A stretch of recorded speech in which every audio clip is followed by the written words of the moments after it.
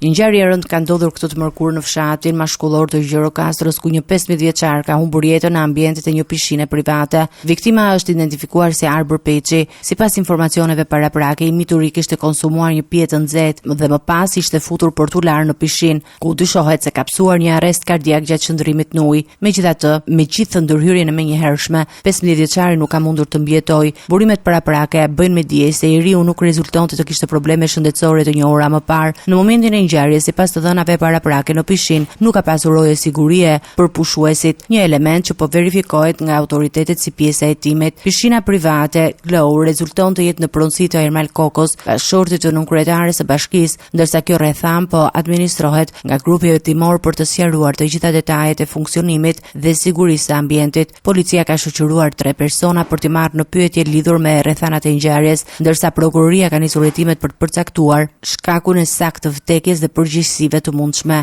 I mituri kishte shkuar në pishinë pa shoqëruar nga familjarët, ndërsa prindurit kanë bërritur në vend ngjarje pas njoftimit për tragjedinë që ka tronditur zonën.